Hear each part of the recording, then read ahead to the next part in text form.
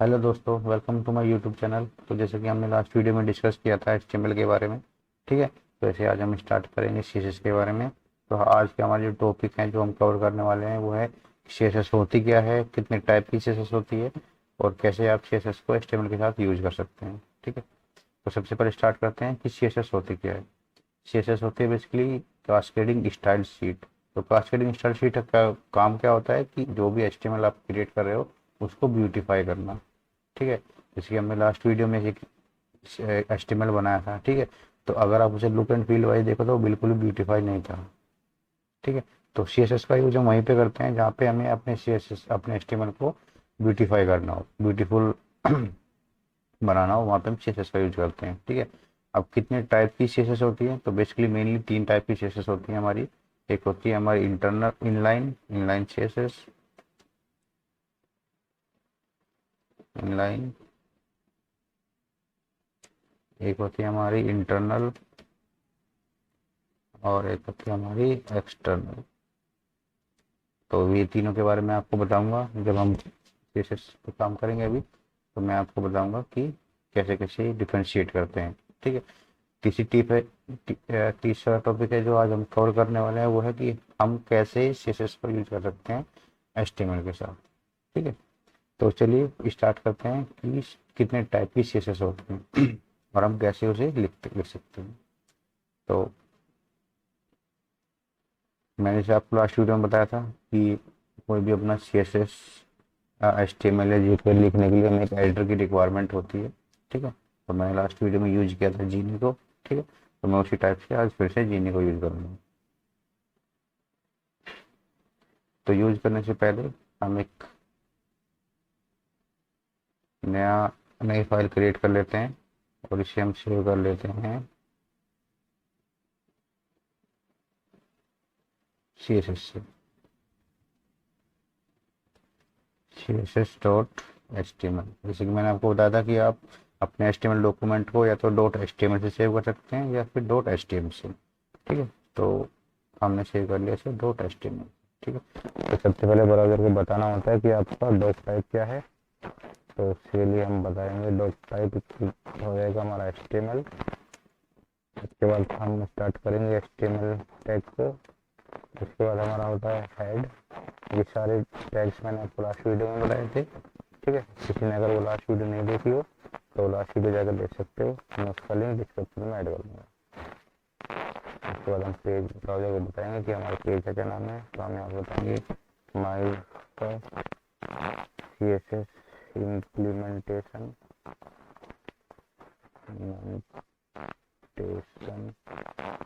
With. उसके बाद हम स्टार्ट करेंगे अपने बॉडी टैग को।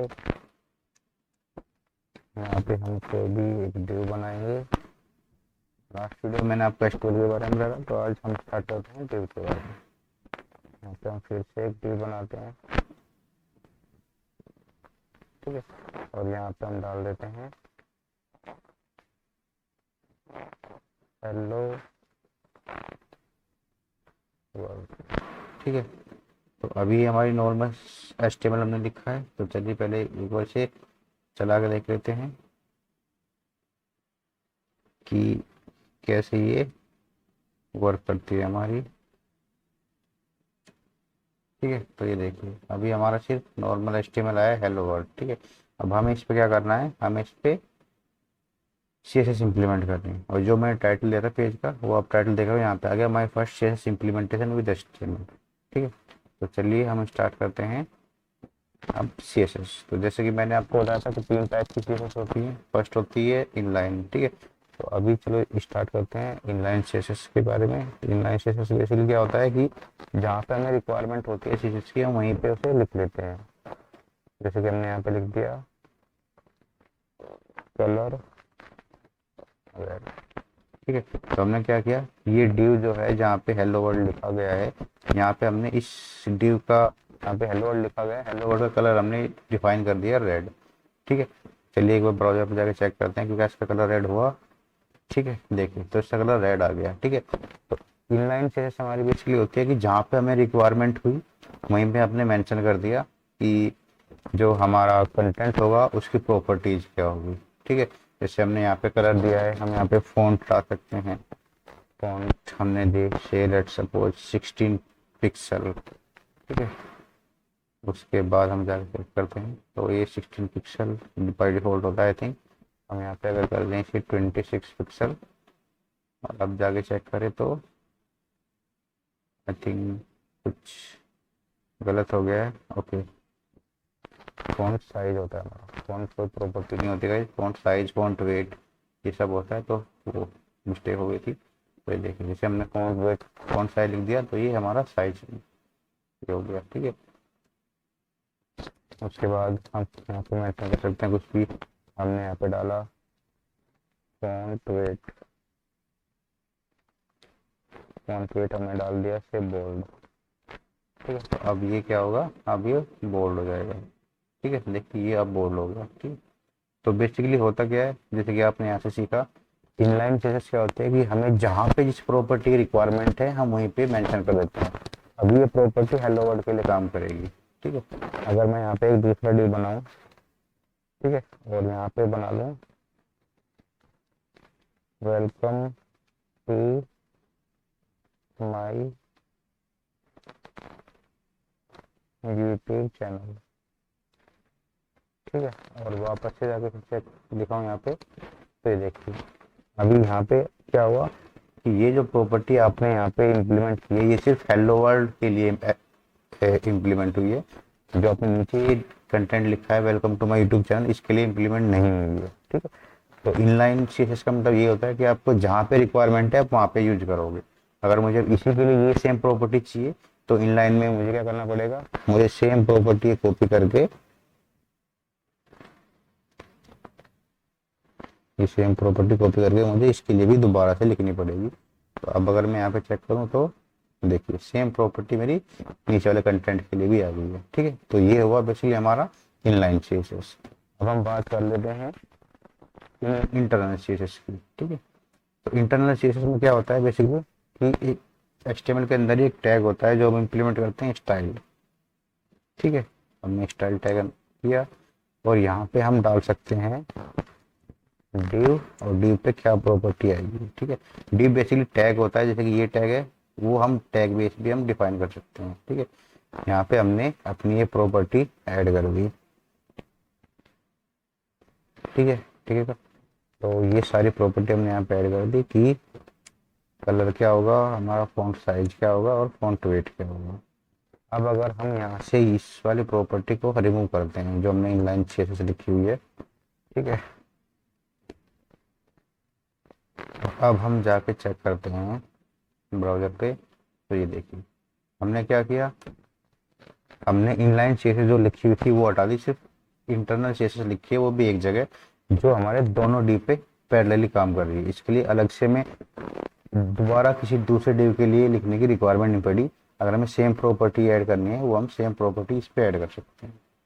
ठीक है, तो ये होगा हमारा बेसिकली इंटरनल सीएसएस। ठीक है, आपको अगर ये करना है कि आपको इस डिव पे अलग सीएसएस ऐड करनी है, इस डिव पे अलग सीएसएस ऐड करनी है, ठीक है, तो आप यहाँ पे क्लास बेस यूज कर सकते हो। आप यहाँ पे एक एट्रीब्यूट ऐड कर सकते हो, क्लास हमने यहाँ पे दिया से फर्स्ट, यहाँ पे हमने क्लास दिया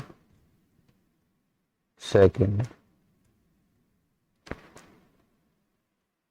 ठीक है, तो अब अगर मैं आपको कहूँ कि ये प्रॉपर्टी तो ये ऐसी है कि जो दोनों क्लास पे मतलब दोनों डिव पे कॉमन रहेगी, लेकिन अगर हम हमें अब आप हमें क्या करना है कि फर्स्ट डिव पे कुछ अलग से कुछ प्रॉपर्टी ऐड करनी है, सेकंड पे हमें अलग से कुछ प्रॉपर्टी ऐड करनी है। ठीक है, तो हम क्या लिख सकते हैं यहाँ पे div dot div dot first. ठीक है, तो यहाँ पे मैं आपको बता दूँ ये जो हमने डॉट मेंशन किया है तो डॉट का मीन्स होता है क्लास। ठीक है, तो डिव जिसपे फर्स्ट क्लास लगी हुई है। ठीक है, यानी कि अगर जो हम यहाँ पे प्रॉपर्टी लिखेंगे वो हमारे इस वाले डिव पे एप्लीकेबल होगी। ठीक है, अब अगर मैं यहाँ पे लिख दूँ विड्थ, विड्थ लिख दूँ मैं यहाँ पे से 200 पिक्सल। ठीक है, तो अब आप देखिए क्या होता है जब मैं इसे रन करता हूँ। अभी के लिए कुछ नहीं हुआ है क्योंकि साइज उसका शायद लिमिटेड है, मतलब ऑलरेडी 200 से कम का साइज है, इसलिए वो नहीं आया। ठीक है, अब अगर मैं यहाँ पे कर दूँ 20 पिक्सल और अब देखें यहाँ पे, ये देखिए गाइस क्या हुआ है, ये जो डिव था इसकी जो विड्थ थी वो हमारी फिक्स हो गई है 20 पिक्सल, इसलिए ये हमारा हेलो वर्ल्ड 2 पार्ट में डिवाइड हो गया है। ठीक है, फर्स्ट में ये, सेकंड में ये। ठीक है, और अगर अब हम, ठीक है, अब आपने ये चीज़ चेक की कि ये जो इम्प्लीमेंट हुआ है, ये जो हमारी विड्थ सेट हुई है, ये सिर्फ फर्स्ट वाले डिव के लिए हुई है। क्यों? क्योंकि हमने सिर्फ ये प्रॉपर्टी लिखी है फर्स्ट डिव के लिए, यानी कि डिव जहाँ पे सिर्फ फर्स्ट क्लास लगी हुई थी। ठीक है, अगर हम बात करें यहाँ पे सेकंड के लिए तो हम यूज कर सकते हैं ऐसे ही सेकंड। ठीक है, और यहाँ पे हम कुछ मेंशन कर सकते हैं से विड्थ हमने यहाँ पे डाल दी 50 px। ठीक है, तो हमारी फर्स्ट डिव पे विड्थ जाएगी, वो जाएगी 20 पिक्सल और सेकंड वाले पे जाएगी हमारी 50 पिक्सल। ठीक है, चलिए रन करा के देखते हैं इसे। तो ये देखिए, ठीक है, अब ये क्या हुआ कि ये हमारा इस पे 20 पिक्सल, इस पे 50 पिक्सल आ गई। ठीक है, अब अगर आपको सबसे अच्छी चीज़ क्या होती है CSS की, कि उसे आप ब्राउजर पे देख सकते हो। ठीक है, तो अगर अब वैसे देखने में मैं कहूँ तो पता नहीं चल रहा है कि किस डिव पे हमारा 50% विड्थ लगी हुई है, किस डिव पे हमारी 20 पिक्सल विड्थ लगी हुई है। ठीक है, तो अगर आपको ब्राउजर पे चेक करना है, ठीक है, या आपको अब यहाँ तो आपको पता है, यहाँ तो आपने खुद ने कोड लिखा है तो आपको पता है कि आपने फर्स्ट वाले डिव पे 20 पिक्सल विड्थ सेट की है, सेकंड वाले पे 50 पिक्सल की है। ठीक है, बट अगर कोड किसी और ने लिखा हो और उसका कोड आपको जानना हो CSS का बेसिकली, तो आप कैसे कर सकते हो, आप यहाँ से राइट क्लिक करोगे, राइट क्लिक पे आपके सामने ये टूल बार ओपन होकर आएगा, यहाँ पे आप इंस्पेक्ट पे क्लिक करो। तो जैसे आप इंस्पेक्ट पे क्लिक करोगे आपके सामने इस टाइप से पूरा HTML जो होगा इस पेज का वो आ जाएगा जो आपने इंप्लीमेंट किया होगा। ठीक है, तो देखिए यहाँ पे आ रखा है डिव जो आपने लिखा है, क्लास फर्स्ट जो आपने इंप्लीमेंट की थी, और हेलो वर्ल्ड, और ये सेकंड आ रखा है कि welcome to my YouTube channel, जो आपका सेकंड वाला डिव है। ठीक है, अब इस पे जो हमने CSS इंप्लीमेंट की थी वो अगर आपको देखनी है तो वो आपको यहाँ पे दिखाई देगी। देख, जैसे हमने देखी यहाँ पे हमने क्या लगाया था, डिव के फर्स्ट पे हमने लगाया था विद 20 पिक्सल, तो ये 20 पिक्सल हमारे इंप्लीमेंट हो रखी है। अगर मैं इसे यहाँ से रिमूव कर दूँ, देखिए, तो मैंने ये रिमूव करते क्या हुआ, 20 पिक्सल हट गई वहाँ से, और जो डिफॉल्ट विड्थ थी वो सेट हो गई, और वो दोनों हेलो वर्ल्ड हमारा सिंगल लाइन में आ गया। ठीक है, उसके बाद जो हमारी कॉमन हमारी CSS जो हमने इंप्लीमेंट की थी, ठीक है, वो भी यहाँ पे आ रखी है कि डिव का कलर क्या होगा, फॉन्ट साइज, फॉन्ट वेट। ठीक है, तो आप यहाँ से उसे चेंज करके देख सकते हैं, वो सब आपका ब्राउजर पे आप किसी भी उसको देख सकते हैं। अगर आपको यहाँ से इसका जो कुछ प्रॉपर्टी चेंज करनी हो तो वो भी आप चेंज कर सकते हो। जैसे मैंने यहाँ पे रेड था, मैंने यहाँ पे अभी ब्लू कर दिया। ठीक है, बट इससे होगा क्या कि ये सिर्फ वन टाइम के लिए होगा, जब तक आप इस प्रॉपर्टी को इस ब्राउजर पे देख रहे हो। ठीक है, जैसे ये ब्राउजर आप क्लोज करोगे या इस पेज को रिफ्रेश करोगे, वापस से वो सारी प्रॉपर्टी यहाँ से हट जाएगी, और जो डिफॉल्ट प्रॉपर्टी आपने पेज में मेंशन की हुई है ये वाली, ये यहाँ पे एप्लीकेबल हो जाएगी। तो जैसे कि मैंने अभी यहाँ पे क्या किया, यहाँ पे कलर इसका ब्लू सेट कर दिया, फॉन्ट साइज में सेट कर देता हूँ से 30। ठीक है, और ये कर देता हूँ मैं नॉर्मल।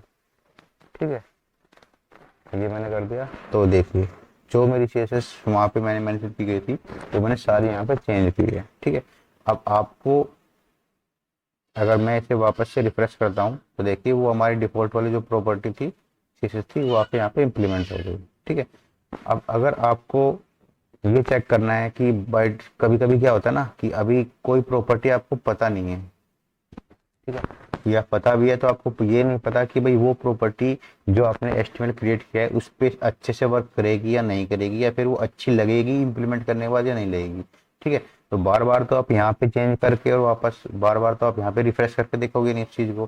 ठीक है, तो बेस्ट तरीका इसका यही है कि आप यहाँ पे कर सकते हो। ठीक है, तो जो आप यहाँ पे इम्प्लीमेंट करोगे, जब आपको लगेगा कि हाँ ये प्रॉपर्टी सूटेबल है इस HTML के लिए, तो वो प्रॉपर्टी आप यहाँ से उठा के अपने पेज पे सेव करा सकते हैं, मतलब पेज पे पेस्ट कर सकते हो। तो जैसे अगर मैं यहाँ पे बात करूँ कि मुझे रेड कलर यहाँ पे अच्छा नहीं लग रहा है, ठीक है, या फिर मुझे 20 पिक्सल या फिर इसकी जो विड्थ है अभी के लिए ये 2 लाइन में ब्रेक हो रहा है, तो इसकी विड्थ थोड़ी ज़्यादा होनी चाहिए, तो मैं इसकी विड्थ यहाँ पे बढ़ा सकता हूँ। मैं इसकी विड्थ बढ़ाते जा रहा हूँ। जब भी ये कंटेंट ऐसा लगेगा कि यहाँ पे सिंगल लाइन में आ गया तो वो वाली विड्थ हमें इसकी यहाँ से उठा के हम वहाँ पे अपने पेज पे डाल दें। ठीक है, देखिएगा इसे, ये क्या हुआ है 185 पिक्सल पे ये सिंगल लाइन में आ गया है। अगर मैं 184 पिक्सल करता हूँ तो वो डबल लाइन में ब्रेक हो रहा है। ठीक, तो अब हमें अगर एक लाइन में करना है तो हमें हमारे अकॉर्डिंग क्या है कि विड्थ 185 पिक्सल जो है विड्थ वो सफिशिएंट है इसके लिए, सिंगल लाइन के लिए। हम क्या करेंगे यहाँ पे ऐड कर सकते हैं 185। तो इससे क्या होगा कि आपको बार बार यहाँ पे चेंज करके पेज को रिफ्रेश करके नहीं देखना पड़ेगा।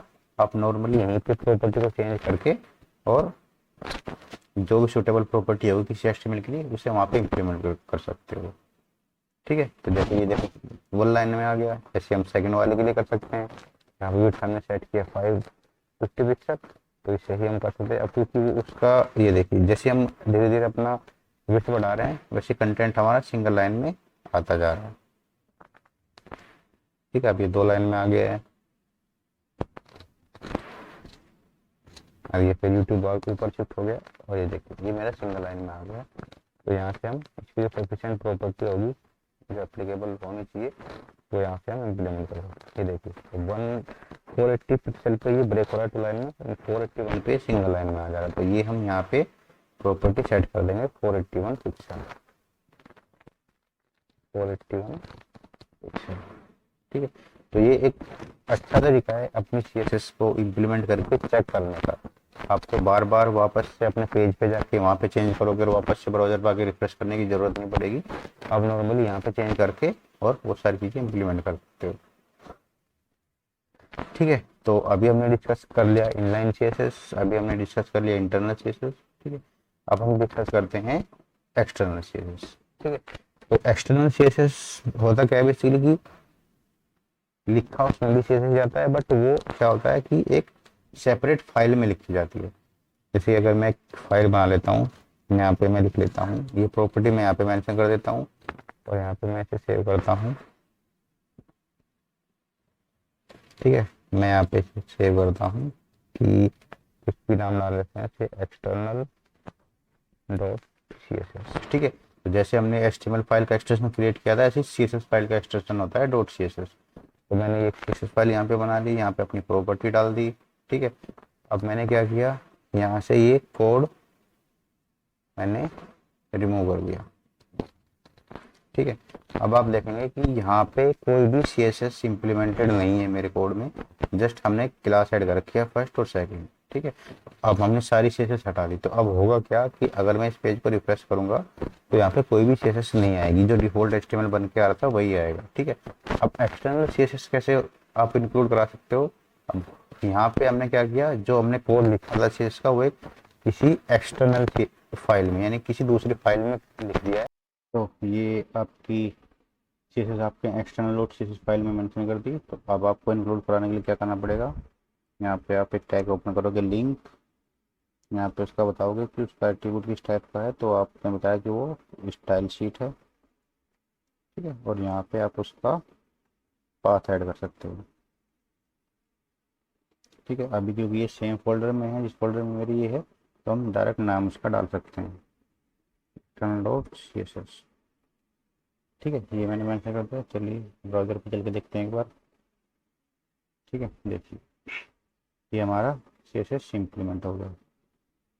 तो अभी जैसे मैंने आपको बताया इनलाइन CSS, इंटरनल CSS और एक्सटर्नल CSS, ये 3 टाइप की CSS होती हैं जो आप ऐसे यूज़ कर सकते हो। ठीक है दोस्तों, अगर आपको क्वेश्चन हो उससे रिलेटेड तो वो आप मुझे कमेंट सेक्शन में पूछ सकते हो, मैं आपका रिप्लाई कर दूंगा। या फिर अगर आपको कुछ समझ नहीं आया हो, कुछ आपको डिफिकल्ट लग रहा हो तो मुझे क्वेश्चन कर सकते हैं, मैं उस पर एक डिटेल वीडियो आपको बना के दे दूँगा।